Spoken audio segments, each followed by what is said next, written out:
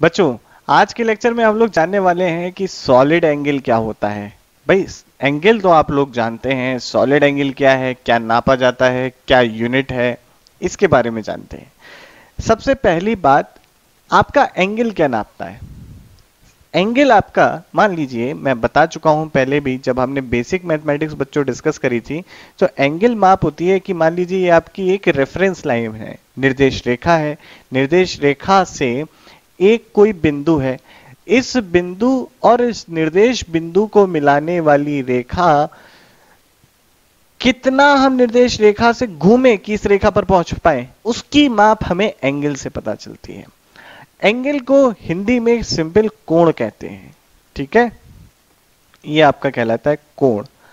अब बात करें सॉलिड एंगल की, बहुत इंपॉर्टेंट टॉपिक है, फिर से आना है जब आप इलेक्ट्रोस्टैटिक्स पढ़ेंगे। और यहां पर भी अगर आपको जेईई एडवांस की प्रॉब्लम करनी है बच्चों, तो सॉलिड एंगल का कंसेप्ट क्लियर होना चाहिए। सॉलिड एंगल के कंसेप्ट से बहुत सारी प्रॉब्लम जेईई एडवांस लेवल की ग्रेविटेशन की होती है, ठीक है, तो इसलिए मैं इस टॉपिक को कवर कर रहा हूं अलग से। आपके बहुत सारे बोर्ड्स हैं, जैसे कि राजस्थान बोर्ड की बात करूं या फिर मैं बात करूं डिफरेंट बोर्ड्स की, तो उन बोर्ड्स में भी सॉलिड एंगल को पूछा जाता है। इवन यूपी बोर्ड तक में पूछा गया है। अब एनसीईआरटी को फॉलो करने लगे हैं तो शायद लेस इंपॉर्टेंट हो गया है बोर्ड पर्पस से या स्कूल एग्जाम के पर्पस से। अब सॉलिड एंगल को बच्चों हिंदी में कहते हैं घन कोण, ठीक है, घन कोण। अब एंगल क्या नापता है ये हमें पता चला कि भाई किसी दी हुई रेखा का अगर हम निर्देश रेखा से कितना घूमे कि हम दी हुई रेखा पे पहुंच पाए, तो वो घूर्णन की माप होती है हमारी एंगल की। तो सॉलिड एंगल क्या नापता है, घन कोण क्या नापता है? अगर आप देखें कि मान लेते हैं ये बेटा एक ऑब्जेक्ट है, ठीक, कुछ इस तरीके से ऑब्जेक्ट है, ये एक आपका क्यूब है, ये रहा, ये मिलाया, ये देखो, ये क्यूब है। अगर तुम इस पॉइंट से देखो तो तुम्हें ज्यादा दिखाई देगा इस फेस, मैं फेस ए की बात कर रहा हूं, यानी कि इस वाले फेस की। अगर मैं देखूं इस पॉइंट से देखूं तो मुझे इस फेस की कम चीजें दिखाई देंगी। अगर मैं एकदम इस फेस से देखूं तो इस फेस का व्यू मेरे लिए बहुत कम हो गया, शायद मुझे एक लाइन ही दिखाई दे। तो स्पेस में डिफरेंट पॉइंट पर, स्पेस में डिफरेंट पॉइंट पर इस फेस की फील्ड ऑफ व्यू डिफरेंट है या नहीं है? तो इस फील्ड ऑफ व्यू की मेजरमेंट हम सॉलिड एंगल से करते हैं, ठीक, सिंपल। क्या नापते हैं ये पता चल गया। यूनिट क्या होती है? इसकी यूनिट होती है स्टेरेडियन, इसकी यूनिट होती है स्टेरेडियन, ठीक।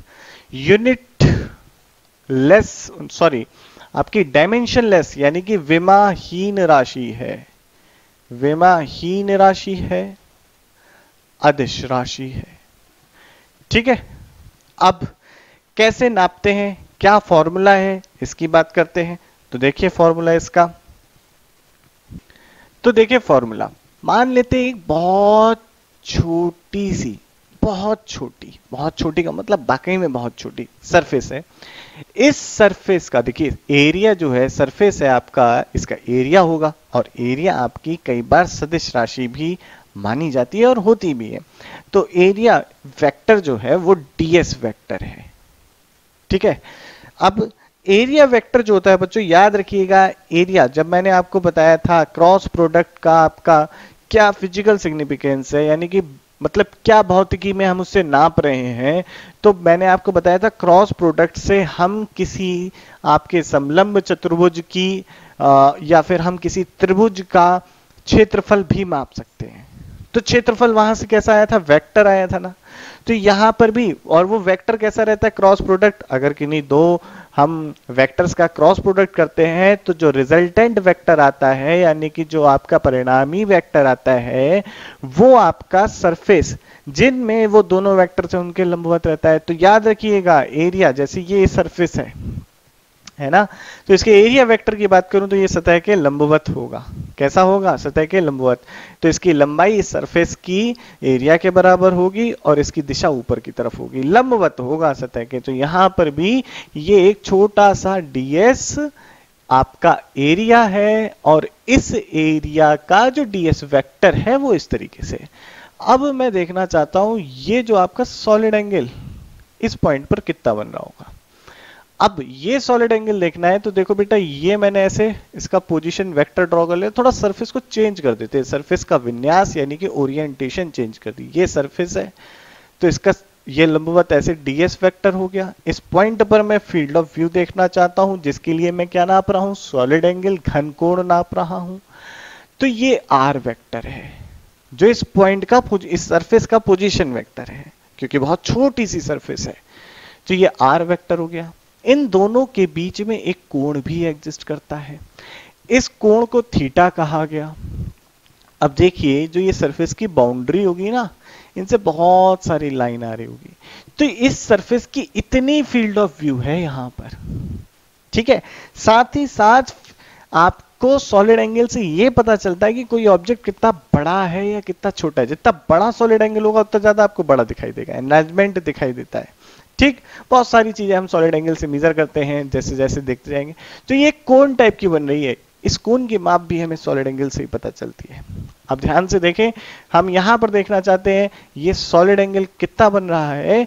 तो सिंपल सा सॉलिड एंगल को बच्चों हम प्रदर्शित करते हैं ओमेगा से। ये ओमेगा लिखने का दूसरा तरीका है, ठीक। तो हम ओमेगा से प्रदर्शित करते हैं क्योंकि ये एक छोटी सी सरफेस है। इस छोटी सी सरफेस की वजह से जो सॉलिड एंगल बनेगा आपका वो बहुत छोटा होगा।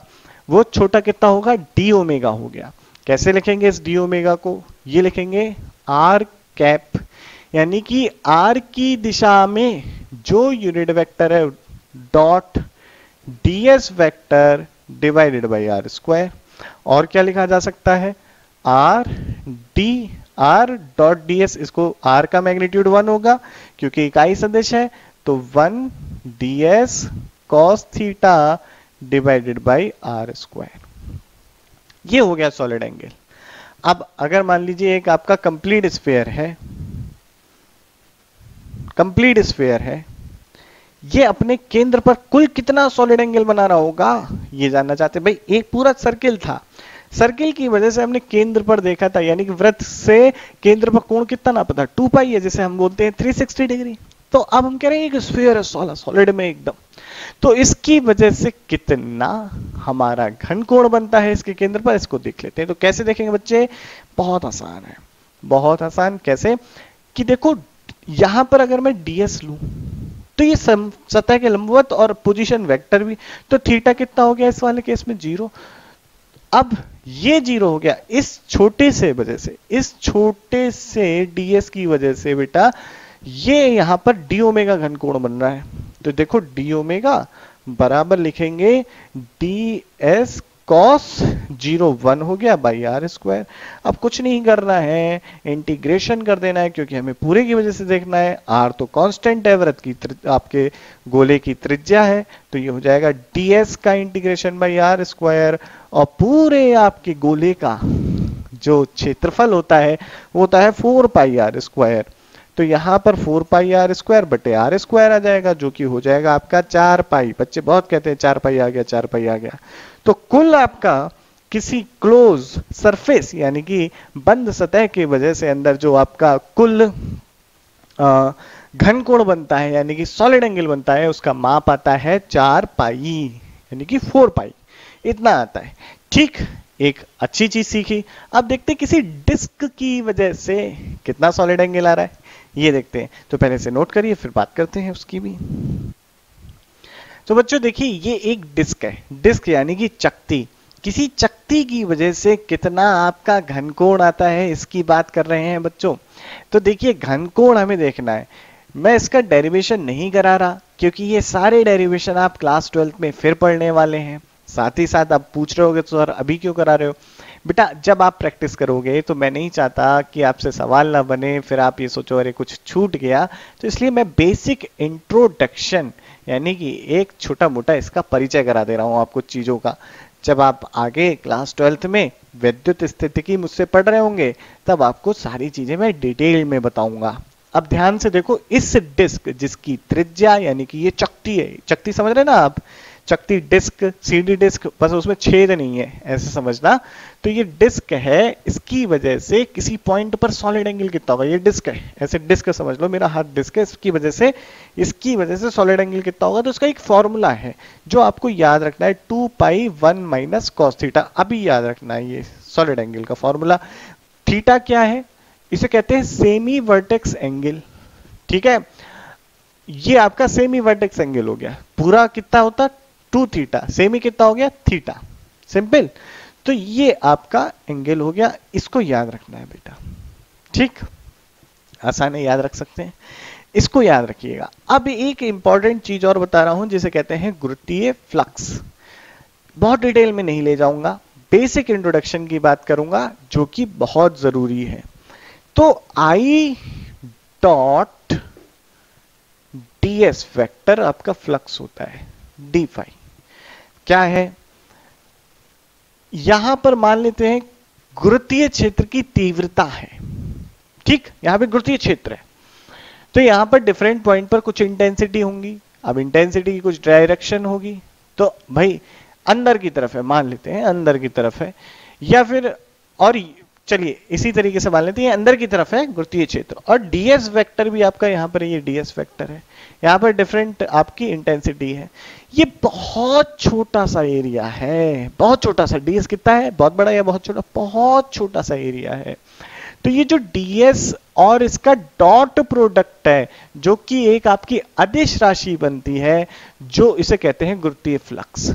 कुल मिला के कितनी गुरुत्वीय बल रेखाएं किसी, जितनी भी कुल गुरुत्वीय बल रेखाएं किसी आपके क्षेत्रफल से लंबवत गुजर रही होती है, उनकी संख्या ही गुरुत्वीय फ्लक्स कहलाती है। हम इसको बहुत डिटेल में अभी नहीं लेके चलेंगे, बेसिक डेफिनेशन की बात होगी जिसे आप लिख सकते हैं, फॉर्मूला क्या है इसे लिख सकते हैं। अगर मान लो बड़ी सरफेस होती तो क्या करते, वहां पे हमें कर देना होता है, सांप बैठा देते हैं, जिसे हम बच्चे कहते हैं इंटीग्रेशन।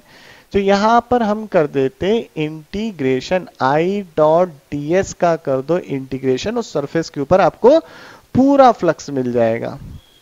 अब यहां से एक और इंपॉर्टेंट चीज आती है जिसे कहते हैं गॉस थ्योरम, ठीक है। तो गॉस थ्योरम को देखते हैं, जो कि बहुत आपके लिए आसान कर देगी चीजें। और गॉस थ्योरम फिर से याद रखिएगा, क्लास 12th में पढ़नी है, तो बहुत डिटेल में नहीं ले जाऊंगा, बेसिक बातचीत करूंगा, इसे नोट करिए जब तक। तो बच्चों क्या है गॉस थ्योरम, आइए इसको समझते हैं। गॉस थ्योरम बहुत आसान है, किसी बंद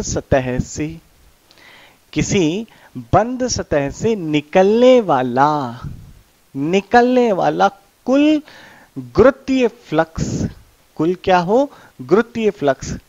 अब यहां पे हम या आने वाला कह लो या निकलने वाला कह लो, कोई दिक्कत की बात नहीं है, हम आने वाला निकलने वाला इसको ज्यादा ध्यान नहीं दे रहे, तो निकलने वाला ये मान लेते हैं अभी। तो कुल निकलने वाला गुरुत्वीय फ्लक्स, या आने वाला भी कह सकते हैं, उसमें कोई दिक्कत नहीं है, साइन का चेंज हो जाएगा, ठीक है।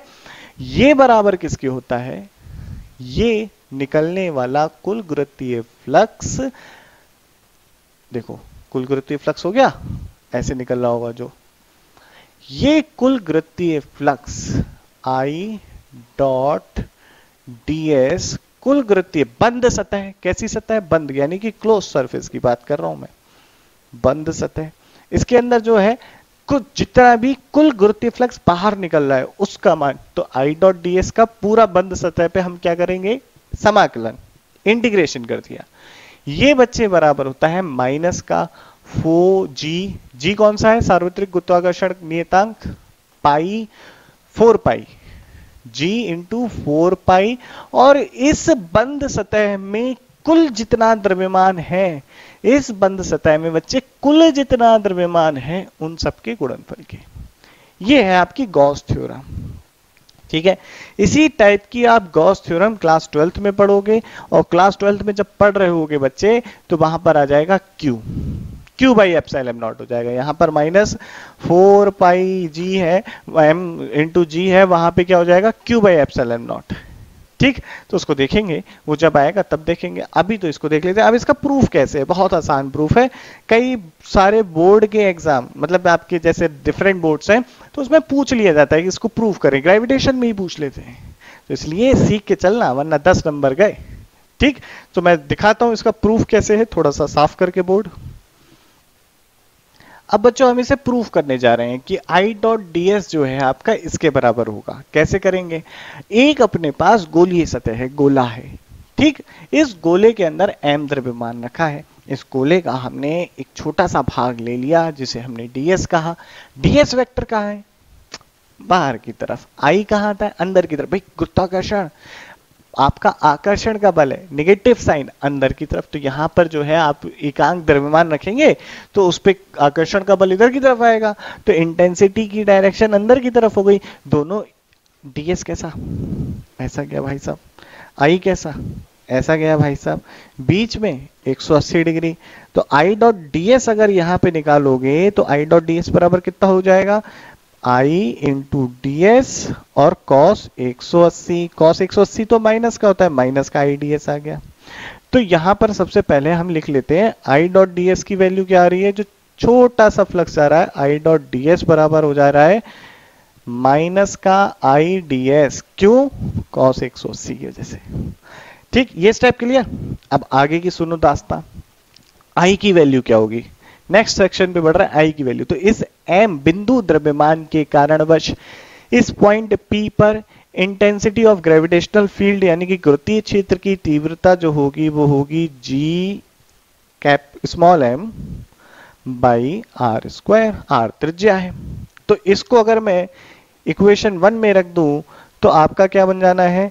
ये I डॉट ds जो है ये हो जाना है minus G small m by r square ds हो जाना है। ds बाई आर स्क्वायर इसी लेक्चर में थोड़ी देर पहले पढ़ा था, जिसे मैंने बताया था भाई यहाँ पर आपका जो है कोण की वजह से हमने ds बाई आर स्क्वायर क्या पढ़ा है? क्या पढ़ा है? Solid angle. तो हम क्या कहेंगे? इस सरफेस की वजह से बन रही छोटी सी सॉलिड एंगल, तो ये हो जाएगा माइनस का G M ds by r square क्या हो जाना है? सॉलिड एंगल, जिसे मैंने लिखा डी ओमेगा। अब हमें चाहिए क्या? पूरा इंटीग्रेट करो। तो किसी बंद सतह की वजह से I डॉट ds, यहां पर देखो G और M जो है वो तो कांस्टेंट है। G तो भाई यूनिवर्सल कांस्टेंट है, M कांस्टेंट है, मास है। यहाँ पर डी ओमेगा नेगेटिव साइन के साथ, और ये हो जाना है माइनस का 4 पाई। किसी बंद सरफेस की वजह से उसके केंद्र पर या अंदर किसी बिंदु पर जो आपका टोटल सॉलिड एंगल होता है, यानी कि कुल घन कोण, वो कितना आता है बच्चे? वो आपका आता है 4 पाई। कितना आता है? 4 पाई। 4 पाई याद है ना? तो वो 4 पाई यहाँ पे ले लिया। हो गया प्रूफ। ये जो प्रूफ किया है ना मैंने बेटे, ये प्रूफ आपको मैं सही बता रहा हूं बहुत काम में आने वाला है अगर जेईई एडवांस की तैयारी कर रहे हो। तो ये साथ ही साथ आपको कई बार गुरुत्वीय क्षेत्र की तीव्रता कैलकुलेट करने के लिए आएगी, तो इससे कर सकते हो। तो ये हो गया प्रूफ। बहुत इंपॉर्टेंट है, जेईई एडवांस के लिए कुछ बोर्ड्स में पूछा जाता है। आपके हो सकता है बोर्ड के स्कूल वाले जो एग्जाम है उसमें पूछ लें, इसका डेरिवेशन पूछा जा सकता है। पेपर टफ बनाने के लिए तो 10 नंबर सीधे आएंगे ऐसे। ठीक है, तो इसे नोट कर लीजिए, बाकी बातचीत नेक्स्ट क्लास में करते हैं। सुनो सुनो ध्यान से सुनो, अगर पहली बार हो तो सब्सक्राइब करके जाना। अरे गुरु दक्षिणा देनी चाहिए ना गुरु को। तो अभी चलते हैं, लाइक करो, शेयर करो, सब्सक्राइब करो। बाय, जय हिंद।